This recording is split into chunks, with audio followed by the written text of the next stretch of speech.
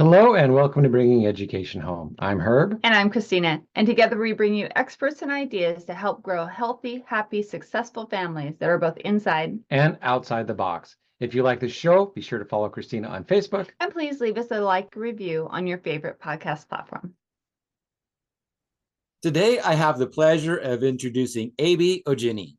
Ebi is a Nigerian-born Irish singer-songwriter who has dedicated her time to bringing healing to the people around her. She currently balances working as a pediatrician during the day and writing songs during her free time to bring hope and healing to her listeners. Ebi is also an inspirational speaker with a unique twist. She combines powerful speeches with heartfelt music. She's a chart-topping contemporary gospel artist in the UK and the charismatic host of Fulfilled Musicpreneur podcast. Beyond her individual accomplishments, Ebi is deeply committed to collective well-being. She's currently spearheading the Harmony and Healing Project, aimed at arming young people and their families with essential coping mental health skills. With her unique blend of joy, perseverance, and faith, Ebi is not just a speaker, she's a transformational experience waiting to happen. That is a beautiful bio. Thank you for joining us today. It is a pleasure to have you here. Thank you so much for having me.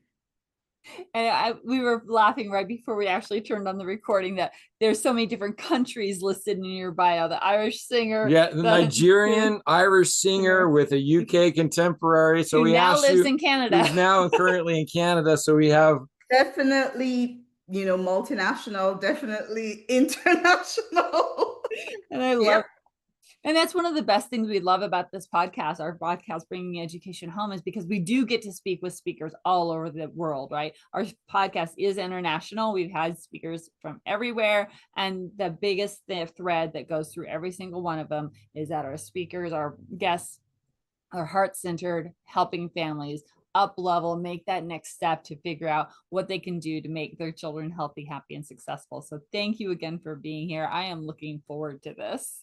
Yeah, it's such a pleasure to be here. Honestly, thanks for having me. Yeah, normally when we start, we ask about how you got started, how you found your passion. How did a Nigerian-born person start English or Irish singing songwriting?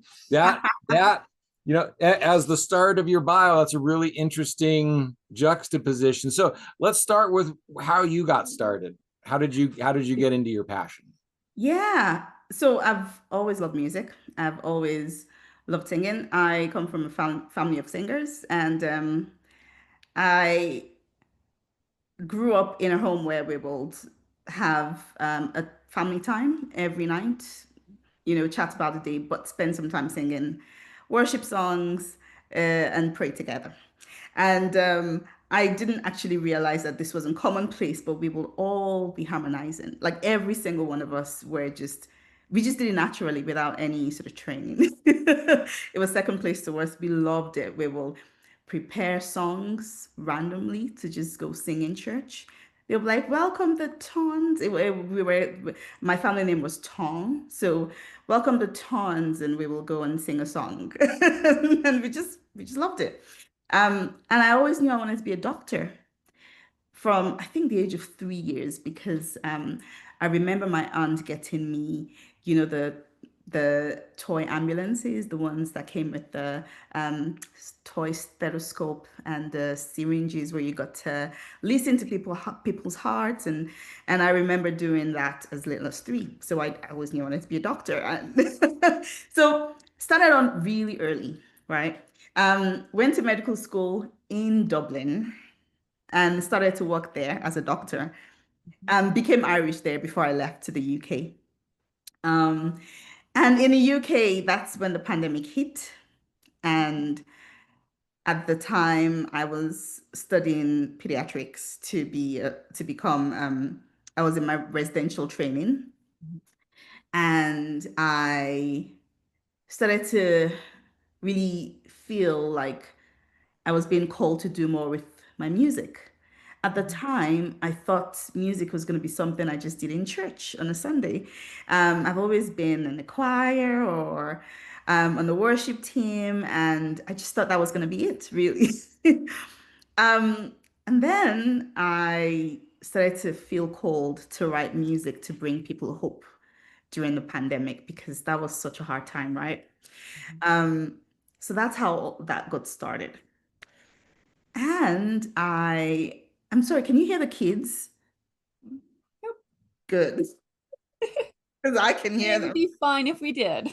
Family This is first. a family This is a show. family show. Yeah. All good.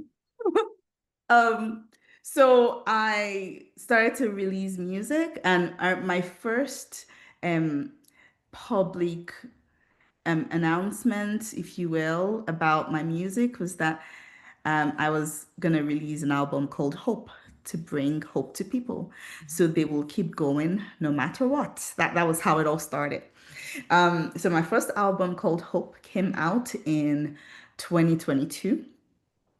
And then I was still, working as a doctor and doing music whenever I could. And then something happened at work. And that's how I started around the mental health path as well, because it really shook me. Should I go ahead and tell that story? Yeah, go ahead. Yeah, keep going. Yeah, so I was at clinic one day and I had just finished seeing a patient. I was doing paperwork, waiting for the next one to turn up. And we had the alarm buzzer go off, like the emergency alarm, and we knew that something was happening. So as you as you old, you run out, follow the signs, and it was actually right the office next to mine, and it was my boss seeing a patient whose dad had collapsed. So we all run into the room, and the nurses were trying to do his BP and check his blood sugar. And I noticed this man lying on the floor. And I noticed that he was crying. So I thought maybe he'd come around, maybe he'd collapsed, come around, and was embarrassed and was now crying. But he was saying something. So I got on my knees, put my ears next to his mouth, and I'm like, what? And he says, she said she's going to kill herself. And who? And he says, my wife. And that's when I realized that it wasn't really a medical emergency, it was a life emergency. Yeah. And oh, my heart. I was like, what to do, what to do? And then my boss had said he had been walking up and down the hallway before he was called in with his son, and he'd been on the phone, and he'd been trying to call the cops to do a drive-by wellness check. Yeah. But looking at him on the ground, crying, it honestly looked like he was mourning. Right. He was weeping like he'd lost her already, like he had no hope. Um, and he will cry, cry, and then all of a sudden he'll be like, "Oh my goodness, it's time to get the kids. Who's gonna get the kids from school?"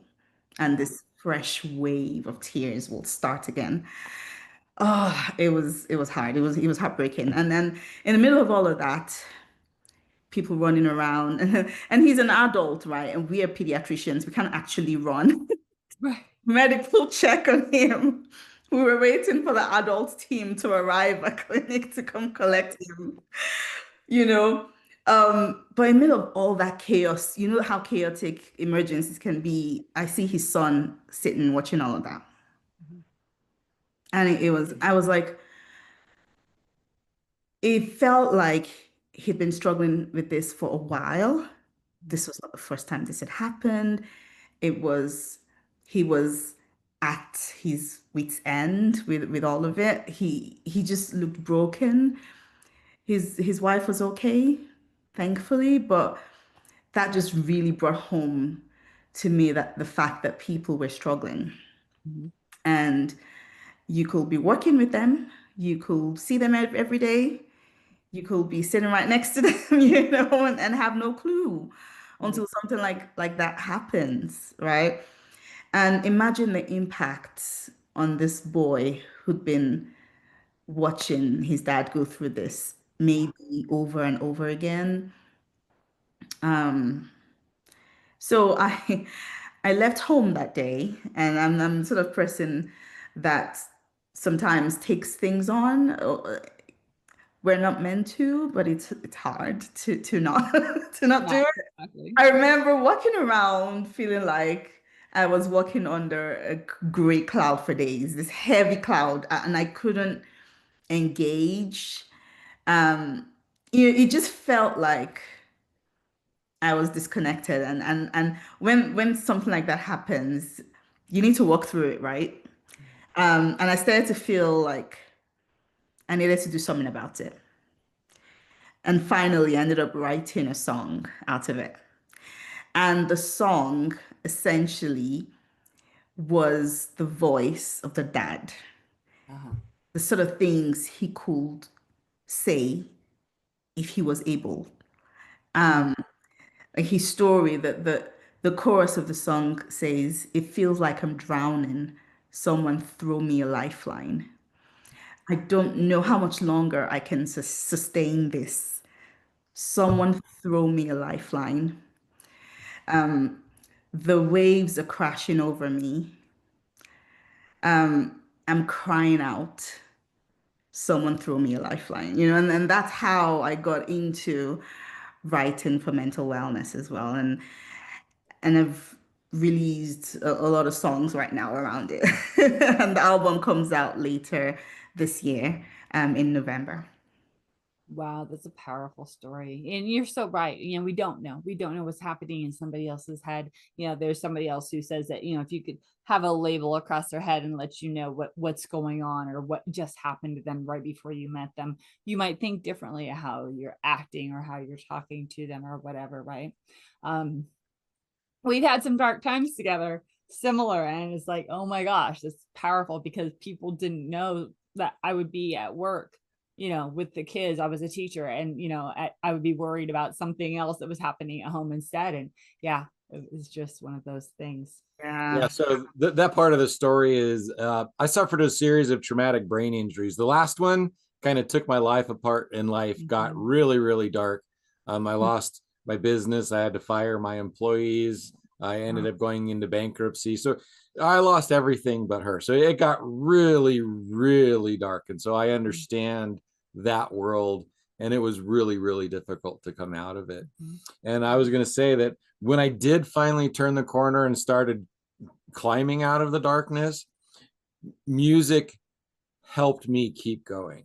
And I can still name a couple of songs that when I hear them today, I still almost tear up because it's like, there was one day I played a song for like 18 hours straight because there was a couple of verses in that just kept me focused enough that made me want to stay here on this planet just a little bit longer. So yeah, so it's not a joke. Wow, thank you so much for sharing that. That is the power of music. And I think one of our jobs as songwriters is to be the voice to people that may be going through but not have the words to say. Because it's really powerful when you come across a song that connects with you. So thank you so much. That really blesses me. The fact that you're like, I played the song 18 times in a row because it was my lifeline. I'm like, No, yeah, it was 18 hours. It was more like 100 or 200 times in a row. It was on repeat. I couldn't get away from it because it was like when it stopped playing, I started hurting, and it's like, that is the power of music. That is why I do what I do. And thank you so much. That is beautiful. Yeah. So help us make that connection, right? Because teen mental health is kind of your focus, where you really Yes. like to be. And Yes. how do you use the music, or how does the music kind of help them as you're working with them? Let's make that connection a little bit stronger for our audience who's listening. Yeah. So I started out just trying to help everyone, right? But at work, I was seeing a lot of teenagers struggling. So some of my songs were written because I was like, oh my goodness, how do I help these teenagers? So a lot of it is the sort of help that you only hear about when you meet people like Herb, who says this song was a lifeline to me, right?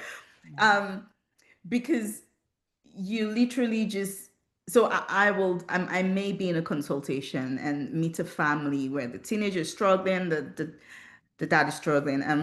A story may be people who were struggling, took an overdose, but couldn't tell their parents that they were struggling.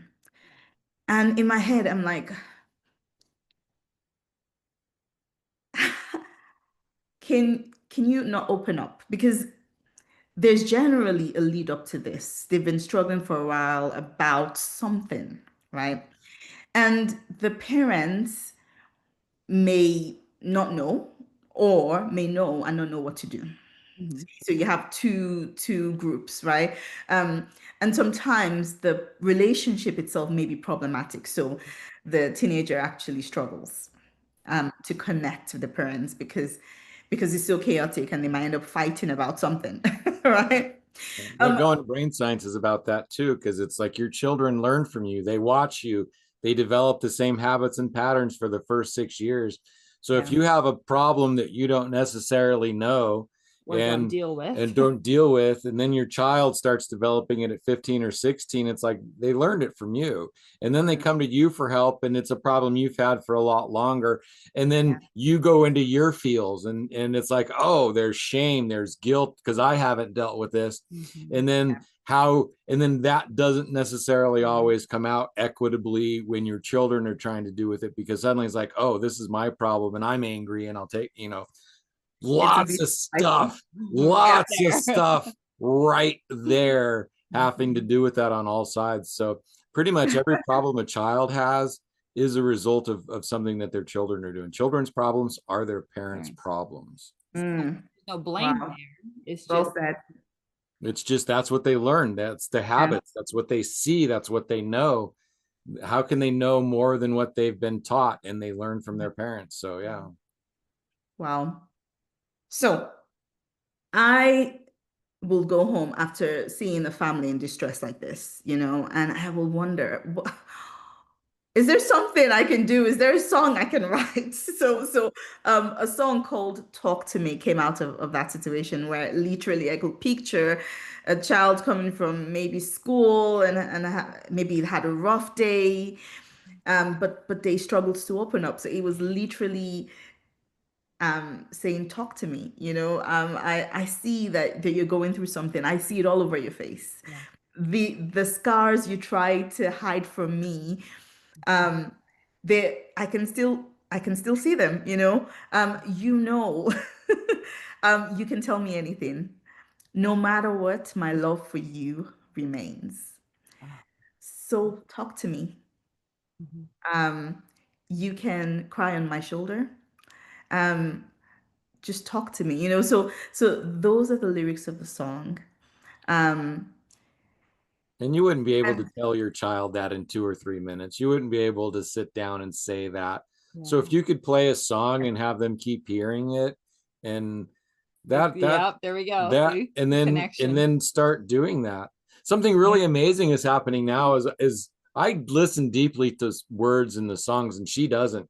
So she's starting now to listen to words that in his playlist that she's heard for 20 or 30 years, and she goes, and now she's hearing the words and she goes, that's amazing. How come? It's like, that's why I picked that song. that's why that song is there. It's like, I don't. Yes, absolutely. So I write these songs as an icebreaker. I write these songs to say the words that people can't say. And I'm hoping that parents use it as tools, people use it as tools. Maybe even because I wrote it because I wanted to open up conversation between teenagers and their parents. But you can absolutely use it for a friend. Your friend is struggling, but they won't open up to you. You can send them the song and say, hey, I heard this song and I thought about you. And Right. literally, that might open up a conversation. That might just be the thing that's the conversation going. Or as a parent, they could just play that song on repeat until it irritates the kids to come talk. Come, Tara. Well, I mean, the parent and child could be fighting literally, and someone else plays the songs, and that brings them together and starts the conversation. So the hope and the dream is that these songs are icebreakers and they're used in that way. Yeah. But another way I can actually use it in coaching sessions is to play it and then talk through the different lessons in the songs. Yeah. And when I do courses, that's what I do as well, where I literally take a song and pick it apart and talk through the different, and then actually also bring up maybe journaling prompts or questions, Yes. or even guided conversations between parent and child, where you know and it's led, right? This is another great way where parents can begin to also process things that they've been through, because if the course says, okay, tell your child a time when you've been resilient, you've gone through something and you stuck through it and came out on the other side, they might begin to have these conversations, and that might also help them. Right. But I love that it's also parent led. I really love getting parents involved in having this conversation. So when I work with a family, I do not just work with a child. I really try to work with both and really get them in the same room to have that conversation. Because the whole premise is I'm not a psychologist. I really just want to give you the skills to use at home. If you need extra professional help, there are people for that. I'm just more concerned about what you can do in your home because you live together. You are the one with the most time in this child's life, and you have an amazing amount of power that you can really turn things around. Yeah. And just from going around speaking and having concerts and sharing these songs, I get that. People are like, "Oh, thank you so much for this. This song really helped me." When I tell the story about people, maybe the stories behind the songs, I get people come up to me and say, "Hey, I was that child in the hospital with an overdose last week, so thank you so much." Wow. An adult came to me and said, "Hey, I for me, it was my mom. My mom was my lifeline." But even adults are still processing stuff through the songs. So that's the dream, that's the hope, and that's how I intend to use the songs. I absolutely love that. And we've also had another musician on the show before, and she was on the other side of that, right? She's for the littles, and she was talking about songs of confidence and self-worth and self-esteem and things like that. So music has this theme all the way through, right? We also had a pianist, and Oh he yeah. would have a pregnant couple crawl under the piano after talking to them and would improvise music for their family based on what they had, and then would record it. And then later they would play that music for the child when it was acting up, and it would calm the children down. So it became like their family. So music is like So incredibly, amazing. incredibly powerful. So it's also, you have to like watch out for it too. So you go through a bad breakup and suddenly you're listening to lots and lots and lots of sad songs, and it just crumbles you, in on yeah. you, and you might need to feel that might be important. But then there's also a time where to transition from those Yes. from those things that make you cry, to help you get rid of that energy out of your body, To some hope to and light. transition Yeah. back into hopeful music. So important. So I make it a point to always leave a hopeful note in my music. Mhm. So the one that talks about the one called Lifeline, Mhm. I didn't just end with this guy crying out saying, "I'm drowning, someone throw me a lifeline." Right. I'm crying out, "Someone throw me a lifeline." The bridge talks about what you can do to be the lifeline. Yeah. So it says, "Tell me, it'll all be all right. You'll get through this. This too shall pass. Check on me. Say a prayer for me." And it gives you things that you can do. And I was like, that is so important, because this guy who was saying, "Oh my goodness, who's gonna pick the kids from school?" Like, we had to be ringing the school to say, "Look, I'm really sorry, there's an emergency. Teachers have to stay with the kids. We're gonna get people to you as soon as we can, but stay there." But imagine if he had people that he knew he could call to say, "Hey, my wife is struggling again. I'm in a hospital with my other kid. Can you go get the kid?" You don't need so I think a lot of people feel overwhelmed really easily. Mhm. When it comes to conversations around mental health, they're like, oh my goodness, I'm already overwhelmed. I already have my own stuff I can't take on anymore. And I tell people, your job is not to solve people's problems, it's just to be there. Yeah. And you honestly do not need any more training to go pick someone's kids from school Right. or to even say, I'll stay with the kids while you go to the hospital and be with your wife. Just Right. being Yeah. there, just being a human being can go a long way. And sending a text can go a long way. How many times have we felt really lonely and we just wished someone could just call and say, hey, I just wanted to check in. And it Right. meant the world to us at that time, Mhm. right? So that is my message to people. I'm like, hey, you do not need to be the world's greatest world problem solver, No, you just need to be there. So I make sure to put things like this in my song so it just doesn't leave you down. It brings you up as well. It gives you hope and it gives you something to actually hang on to. So yeah, that's such an important point. Yeah. One of the things that brings up to me, and that we've kind of talked about as we've gone through these different things, is that we always, the people who are trying to help always say, oh, let me know if you need anything.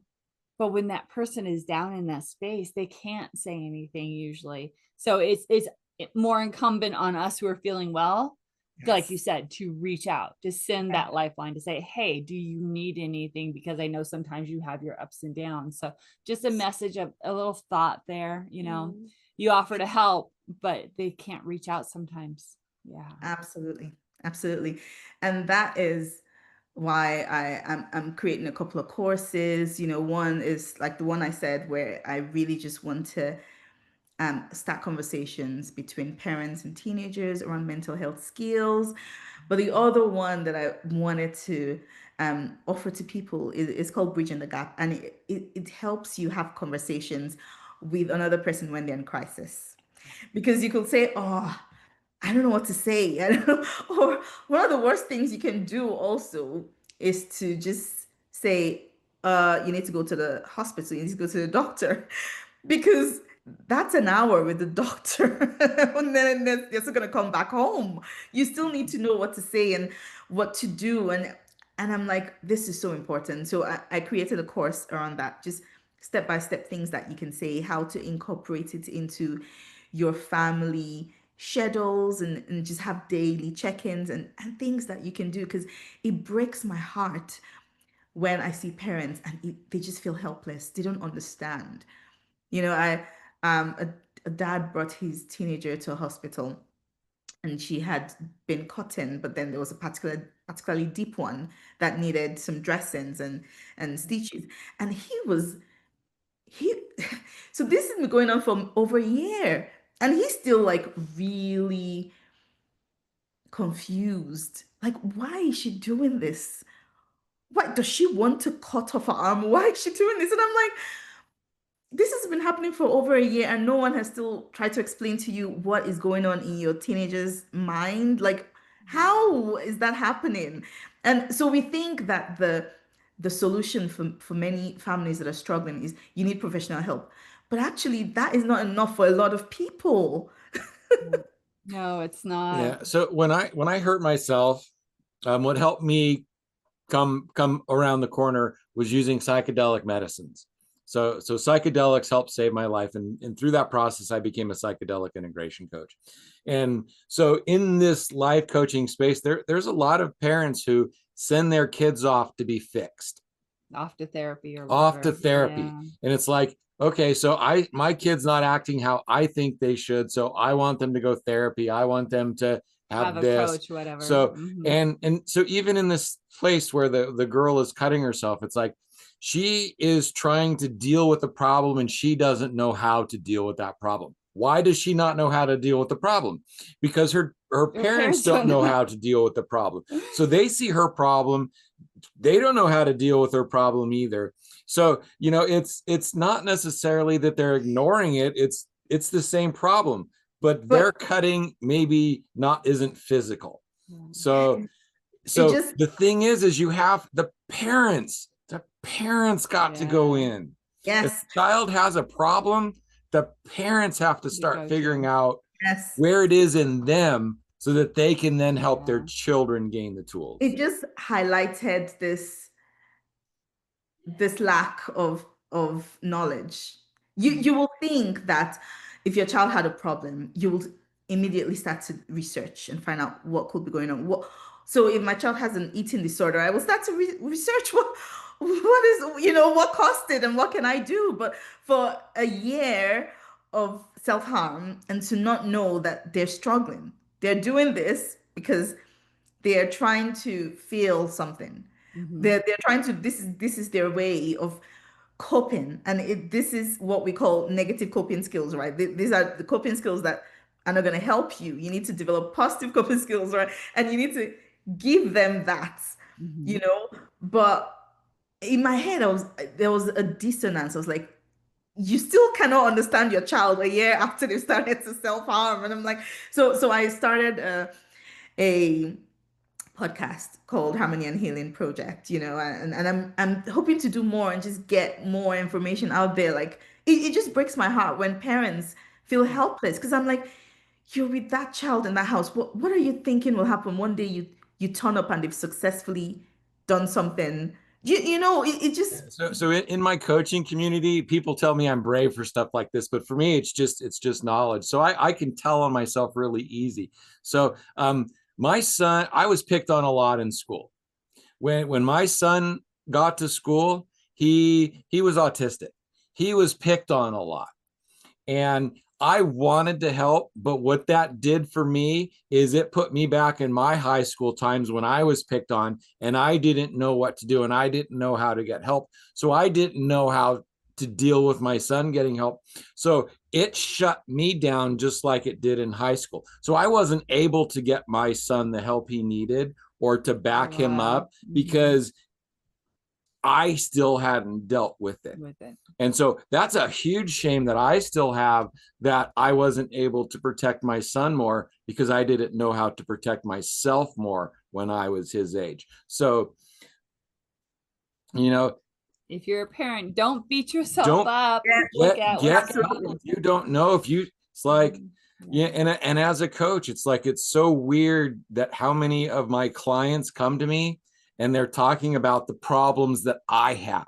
They are saying, this is what's going on in my life. And I'm like, wow, that's going on in my life too. There's only so many feelings. There's billions of people, but there's only so many feelings, and people all experience the same feelings. Yeah. Maybe different situations that lead to those feelings, but we all have the same. We all feel like we're not doing enough at some point. We Absolutely. all feel sad at some points. We all feel like, wow, I really need help and I'm not worth it at some times. And those are the times when it's like, if you knew other people felt that way, you would reach out and help them. Yeah. But in that moment, in that darkness, it's hard to see that light. Yes. So you just mentioned something really important about how we all need coaches. We all need, because we are human, right? So even as caregivers and as coaches ourselves, we still need to make sure we're also taken care of, and we need to make sure we're having someone that we can go to with our own stuff. It happens all the time where I'm a pediatrician. I can treat other people's kids, no problem. And my child, I start to second guess my clinical skills and my clinical decisions. I'm like, I can't do that. I can't treat my child. They do my head in. So it's the exact same thing, when it comes to us and our emotions as well, because we might be able to help someone and then still struggle with that same problem. But yeah, I think it's a really good point how we need to take care of ourselves so we can take care of our children. And really breaking that fix my child culture. I gave a talk at a teenage mental health conference to teachers, and the premise of the talk was, if they come to you with mental health struggles, you are in a unique position because they see you every day. They trusted you. That's why they came to you. They saw something in you. That's why they came to you. So yes, you may send them to get professional help from a counselor or from someone else, but cannot um you cannot relinquish that responsibility. Yeah. You also have a job to do. Keep Um, checking on them. exactly, exactly. So Exactly. scheduling a time, scheduling a check-in talk, and that's where the bridge, the gap course comes in because I have a framework. You just go through it and hey, did you do what we said we're gonna do last week? Did you do what you said you were gonna do last week at the end of our conversation? Just check in because that is powerful. That the fact that I mean, many of us have teachers that we remember growing up that had Oh, such yeah. a tremendous impact on us. That's the sort of relationship you have as a teacher. And the same thing with parents. So yes, I know that we struggle as parents, but you have such an amazing responsibility. Um, you know, you're their parent. You have the right makeup to help your child. And yes, it's hard. And yes, you're struggling as well. And yes, you have your own stuff. But no one else can do that for you because you are their parent. Mhm. And Absolutely. here's another secret is you might be a parent, but most of the time I still feel like a little kid, like I have no idea what I'm doing. And I'm just pretending to be an adult going along, doing the best I can, hoping nobody figures out that I really don't have any idea what I'm doing. And I'm seriously just making it up in every moment, hoping nobody finds out. But I hold it together and it keeps going and it seems to do okay. So Most of the time. Yep. so yeah, if you're still waiting and wondering what you're gonna do, I'm 55. I'm still wondering what I'm gonna do when I grow up. Because it's like I'm just a kid pretending. It's like, Happens to the best of us. Yeah, what absolutely. the heck? Right. It's like when am I gonna feel like I know what I'm doing? There might be a project. I might like build something. It's like, oh, I knew what I was doing there. How come I don't know what I'm doing with my life? So I mean, that's why healing the inner child is so important, right? Like um those exercises are such a big hit because we all have inner kids in us that need healing. We all have things that we need to work through. And inside each and every one of us, there's still a child. And it's great because that child still wants to play sometimes, right? Otherwise, we won't be able to engage with our own kids as kids. So, it's just Awesome. the beauty of life. We be are, like little children. Yeah. This has been such a wonderful conversation. I absolutely love this. And yeah, the passion, I can feel the passion and the heart that you give off all the time. Can you make sure you say right now, how can people get a hold of you in case you have resonated with them? They know that they need your help with something. How is the best way for them to get a hold of you? yeah, absolutely. So there's going to be a website detail in the description Yeah, in where the you show can notes, click we're on going to have it. all the links and everything. Yes. Absolutely. So, if you are listening and you cannot click, it is monetizeyourpassion.co, okay, /squeeze. So if you go there, you can put in your info. You will get gifts. It's a gift bundle, and you will get the course as well. Um, and honestly, you'll get music. I'm gonna add music just for you. You get music. Awesome. But That, if that you was going to be my want next question is where can we find your music? Or will you it, sing for us Do you have today? like a YouTube channel? What you got Spotify? How do we find you? yes, I am on Spotify. I'm on all music platforms. Just search for Ebi Oginni. Okay. So that's EBIOGINNI, right? If you wanted to email me as well, it's abioginni@gmail.com. That is one, I have many emails, but it's one easy one to remember. But yeah, message me. I'm also social media Ebi Oginni as well. But the most important thing is to click the link in the description um, because you're going to get an email from me. Then you can just reply to that email as well. Wow. Beautiful. Awesome. Thank you so very, very much. Oh, wow. Like I said, I love this conversation. I love that connection between music and the mental health and really, really looking at music as that lift up, right? We can do so much with music. We can let it bring us down, but we can also lift us up. And like you said, your hope is that it also can bridge conversations. Yes. between families. So thank you so very, very much for doing this with us today, for sharing all of these wonderful things. I really appreciate it. Yes, thank you for being here. It has been so wonderful to talk to you.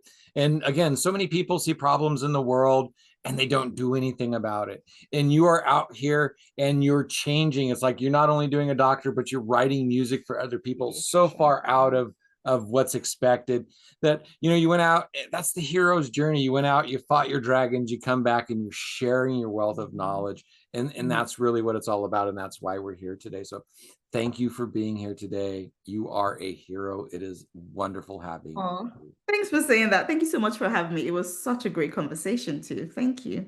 You are very, very welcome. All right, audience, you know what to do. It is time to like, subscribe, leave reviews, all of that good stuff. Make sure you share, right? Because I bet there's somebody in your life who needs to hear this message, that there's a song that will be special to them or their family, or maybe that bridge between the family, the children, and the adult that really needs that help. So please share this with them. Bringing Education Home is all about helping families bring up healthy, happy, and successful kids. So until next time, please take care, share the music, share the love, and we will talk to you next week. All right. Bye for now. Everyone. Hello and welcome to Bringing Education Home. I'm Herb. And I'm Christina. And together we bring you experts